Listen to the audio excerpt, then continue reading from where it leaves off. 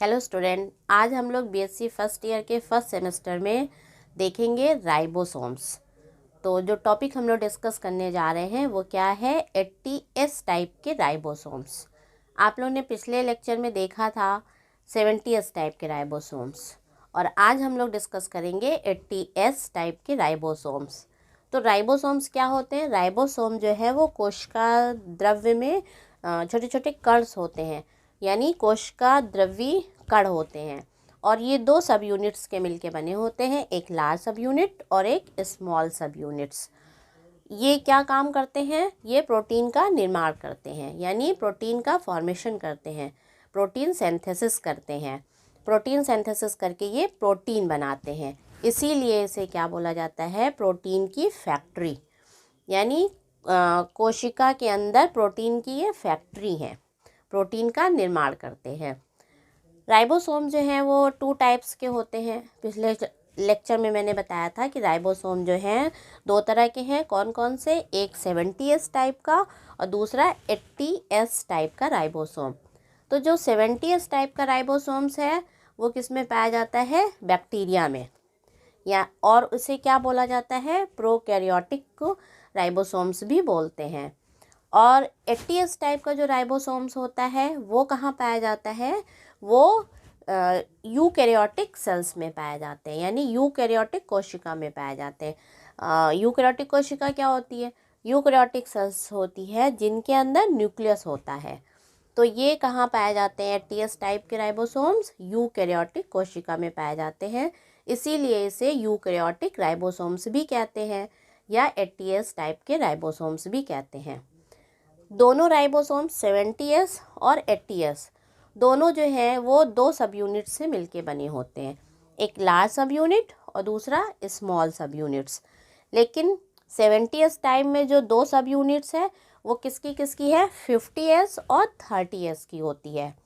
और 80S type के जो राइबोसोम्स हैं उनकी जो 2 सब यूनिट्स हैं वो 60S और 40S की होती है। तो आज हम लोग डिस्कस करते हैं 80S टाइप के राइबोसोम्स। तो पहले राइबोसोम्स देख लीजिए आप क्या होते हैं। राइबोसोम जो है वो क्या है? कोश की कण होते हैं, कोशिका द्रव्य में इधर उधर बिखरे भी रहते हैं और एंडोप्लाज्मिक रेटिकुलम पे लगे हुए भी रहते हैं। इनका जो औसत व्यास होता है राइबोसोम्स के कण का वो क्या होता है? 23 nm होता है। और इनमें जो राइबोसोम्स के कण हैं 40 से 60% जो भाग है वो किसका बना होता है? rRNA का, यानी rRNA यानी राइबोसोमल RNA का बना होता है। और शेष भाग जो है वो किसका बना होता है? कई प्रकार की प्रोटीन्स का बना होता है। तो आरएनए के प्रचुरता के कारण, यानी rRNA के प्रचुरता के कारण ही इसे क्या बोला जाता है? राइबोसोम्स कहा जाता है। राइबोसोम जो है वो सूक्ष्म ग्रैन्यूल जो या सूक्ष्म कण होते हैं जो एंडोप्लाज्मिक रेटिकुलम की झिल्लियों में लगे रहते हैं, यानी एंडोप्लाज्मिक रेटिकुलम की जो मेम्ब्रेन होती है उसमें वो थैलियों की मेम्ब्रेन पे लगे रहते हैं, या फिर कोशिका द्रव्य में छितरे हुए या बिखरे हुए पाए जाते हैं। और ये सेल में क्या करते हैं?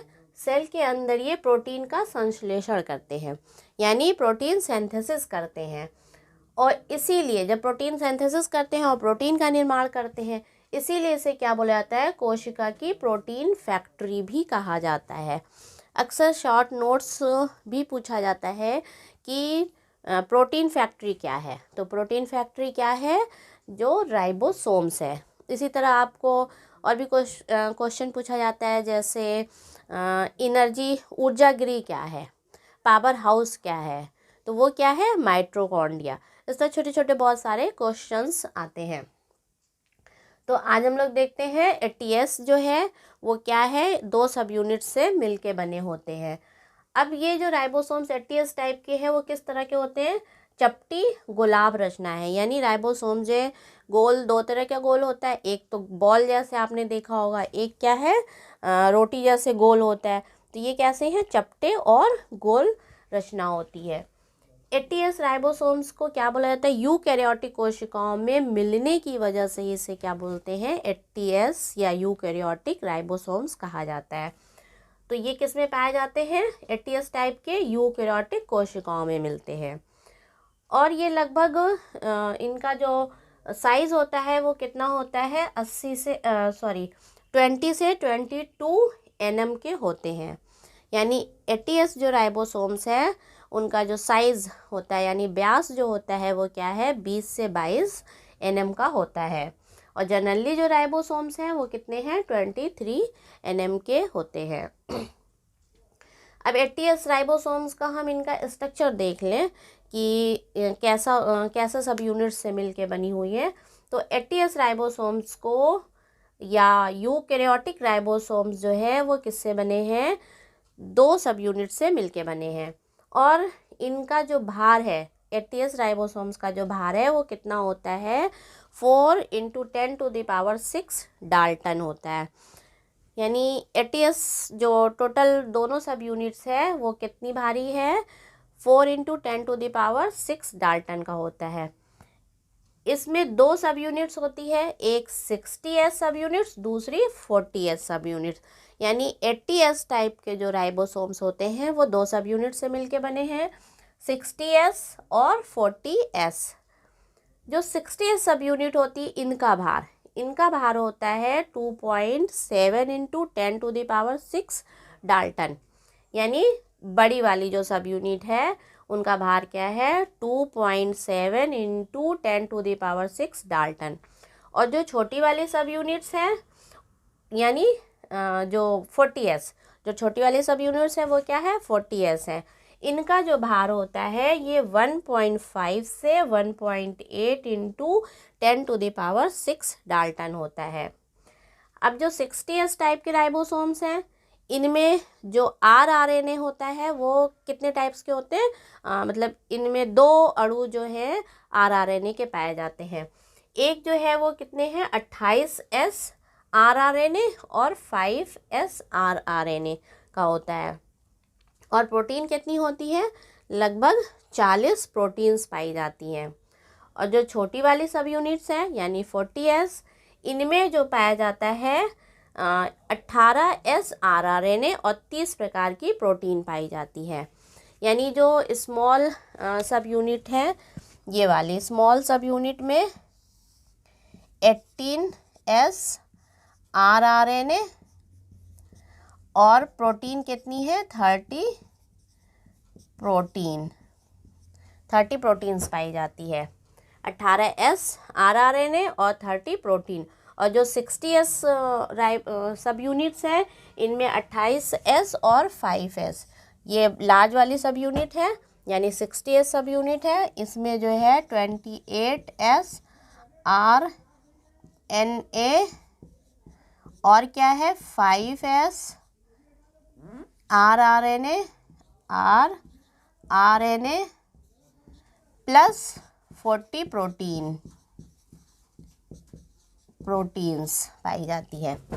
तो जो इन 2 सब यूनिट्स से मिलके बन रहे हैं, एक लार्ज सब यूनिट यानी ये सब यूनिट्स किसकी है, ये सब यूनिट 60S वाली है, ठीक। और ये वाली सब यूनिट स्मॉल सब यूनिट है, ये कितनी है, 40S सब यूनिट्स की मिलके बने हुए हैं। अब इनमें ये जुड़ते कैसे हैं, यानी ये तो आपको क्लियर हो गया कि 2 सब यूनिट्स के बने हैं, एक 60S सब यूनिट और दूसरा 40S सब यूनिट से मिलके बने। 60S वाली सब यूनिट उसमें जो है 28 rRNA और 5 rRNA पाए जाते हैं और प्लस 40 प्रोटीन पाई जाती है। और जो 40S है यानी स्मॉल वाली जो सब यूनिट्स है, ये वाली जो सब यूनिट्स है उनमें क्या है, 18S rRNA और 30 प्रोटीन्स पाई जाती है। ये तो आपको क्लियर हो गया। अब ये जुड़ते कैसे हैं, यहाँ भी आप देख लीजिए तो इससे भी राइबोसोम्स को क्लियर, ये बाहर से ऐसे दिखेगा राइबोसोम्स। तो इसमें क्या है, ये लार्ज यूनिट है, ये स्मॉल यूनिट है। लार्ज यूनिट जो है वो क्या है, लोब, उसमें 3 लोब इस तरह से निकले रहते हैं, ये देखिए लोब्स निकले हैं। और यहाँ पे जो स्मॉल वाली यूनिट है वो कैसी है, छड़ लाइक है। और छड़ लाइक बीच में थोड़ी सी दबी हुई है, ताकि वो इससे जब ये जुड़ लार्ज सब यूनिट स्मॉल सब यूनिट से जब जुड़ती है तो बीच में क्या हो जाता है, एक सुरंग सा बन जाता है। वो किसके लिए है, यहाँ पे वहाँ से मैसेंजर आरएनए गुजरता है और कोडान जो है, एंटी कोडान और कोडान जो है आपस में मिलके ट्रांसलेट करके प्रोटीन का फॉर्मेशन करते हैं, यानी एमिनो एसिड की चैन बनती जाती है। तो ये जो जुड़ते हैं कैसे एंडोप्लाज्मिक पर ये जुड़े रहते हैं। तो एंडोप्लाज्मिक रेटिकुलम की जो झिल्ली है उन पे स्मॉल सब यूनिट है वो जुड़ती है। मीन्स यहाँ पे आप देख लीजिए एंडोप्लाज्मिक, इस तरह से आपने देखा एंडोप्लाज्मिक रेटिकुलम, ठीक। तो यहाँ इसकी जो मेम्ब्रेन है इसमें पहले स्मॉल सब यूनिट्स ये जुड़ी और इसमें ये लार्ज सब यूनिट्स, इस तरह से ये जुड़े रहते हैं। ये स्मॉल सब यूनिट्स है, यहाँ पे ये लार्ज सब यूनिट है, इस तरह से ये स्मॉल सब यूनिट्स और ये लार्ज सब यूनिट। ये जो है राइबोसोम्स जो है इस तरह से उनके भी स्मॉल सब यूनिट्स जुड़ती है। तो इनका जुड़ाव देख ले हम। राइबोसोम्स का एंडोप्लाज्मिक रेटिकुलम पे जुड़ना कैसे जोड़ते हैं। राइबोसोम के जो स्मॉल सब यूनिट है उस पे क्या आता है, मैसेंजर आरएनए जो है जुड़ता है। तो स्मॉल सब यूनिट्स पे ही मैसेंजर आरएनए जुड़ता है और ये सब यूनिट्स जो है किससे जुड़ी होती है, एंडोप्लाज्मिक रेटिकुलम पे जुड़ी रहती है, यानी अंतःप्रद्रव्य जालिका पे जुड़ी होती है राइबोसोम्स की स्मॉल वाली सब यूनिट्स। इन जो स्मॉल सब यूनिट्स है इस पे दो खांच होती है, यानी दो इसमें ग्रूव होंगी जहाँ पे ट्रांसफ़र यानी टीआरएनए के दो अणु जुड़ते हैं, यानी दो खांच होंगी, एक पे एक टीआरएनए जुड़ जाएगा, दूसरे पे दूसरा टीआरएनए जुड़ जाएगा। और ये जो टीआरएनए है जो जुड़ता है वही क्या काम करते हैं, प्रोटीन का फॉर्मेशन करेंगे। तो ये जो ग्रूव है, खांच है, उसे क्या बोलते हैं, एक को पी साइट बोलते हैं, दूसरे को क्या बोलते हैं, ए साइट बोलते हैं। तो जो पी साइट है वो क्या है, पेप्टाइडल या डोनर साइट होता है, यानी पी साइट जो है वो पेप्टाइडल और डोनर साइट होता है, और ए साइट जो होता है वो क्या होता है, एमिनो एसाइल या एक्सेप्टर साइट होता है, यानी ग्राही साइट होता है। अब ये जो टीआरएनए जुड़े हैं, ये इसमें इस पे क्या जुड़े हुए हैं, टीआरएनए जुड़े हुए हैं। तो टीआरएनए जो है वो एमिनो एसाइल जो टीआरएनए है वो जो है ग्राही साइट से जुड़ेगा, यानी एक्सेप्टर साइट से जुड़ेंगे या ए साइट से जुड़ेंगे। और पेप्टाइडल चैन वाला जो टीआरएनए है, जो पेप्टाइड चैन बना रहा है, वो टीआरएनए किससे जुड़ेगा, पी साइट से जुड़ेगा, यानी पेप्टाइडल साइट से जुड़ता है। इस तरह से ये जुड़े होते हैं। अब डायग्राम में देख लें तो आपको और क्लियर हो जाएगा। ये यूकैरियोटिक जो है राइबोसोम्स है, ये दो सब यूनिट्स के बने हुए हैं, यानी ये लार्ज वाली सब यूनिट्स और ये स्मॉल, ये रेड कलर के आप देख रहे हैं वो स्मॉल सब यूनिट्स है। इन पे ये मैसेंजर आरएनए, ये मैसेंजर आरएनए यानी ये जो सुरंग है इसमें से होके वो आगे बढ़ता जा रहा है और जो है एमिनो एसिड का फॉर्मेशन करता जा रहा है। तो ये मैसेंजर आरएनए किस पे जुड़ रहा है, स्मॉल सब यूनिट्स पे जुड़ते हैं। अब ये मैसेंजर आरएनए में क्या है, सब यूनिट से तो जुड़ रहे हैं, यहाँ पे जो स्मॉल सब यूनिट्स है इस पे दो ग्रूव है, यानी दो खांच है, उस दो खांच पे ये क्या है, टीआरएनए, ये ब्लू कलर का जो आप देख रहे हैं वो क्या है, टीआरएनए है, दो टीआरएनए हैं। इनमें एक साइड जो है वो पी साइट होती है, दूसरी साइड क्या है, ए साइट। पी साइट क्या है, पेप्टाइडल चैन वाली साइट होती है, और ए साइट क्या है, एमिनो एसाइल वाली साइट होती है या एक्सेप्टर वाली साइट होती है, यानी ग्राही साइट होती है, यहाँ से वो ग्रहण करते रहते हैं। और यहाँ ये साइट क्या है, पेप्टाइडल यानी पेप्टाइड चैन बनाती है, पी साइट यानी पेप्टाइडल साइट। तो दो ग्रूव हो गए, यानी जो खांच हो गई वो खांच क्या कहलाती, पी साइट और ए साइट कहलाती है। अब यहाँ पे जो टीआरएनए है, एक टीआरएनए ए साइट से जुड़ता है, एक टीआरएनए पी साइट से जुड़ता है। तो जो ए साइट से टीआरएनए जुड़ता है वो क्या है, ग्राही या एक्सेप्टर, यहाँ एक्सेप्टर है जो क्या काम करता है, एमिनो एसाइल साइट भी बोलते हैं। ये यहाँ से ग्राही साइट है और यहाँ से ये जुड़ के आगे जो है वो कोडान को आगे यहाँ पे ट्रांसलेट करके कोडान को आगे भेजता है और ये क्या बनाते हैं, एमिनो एसिड बनाते हैं।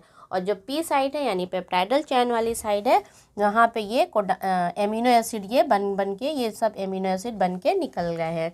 तो जो एमिनो एसिड की चैन जो होती है वो क्या है, पेप्टाइडल चैन है। इस पे मैसेंजर आरएनए पे ये क्या है, कोडान है।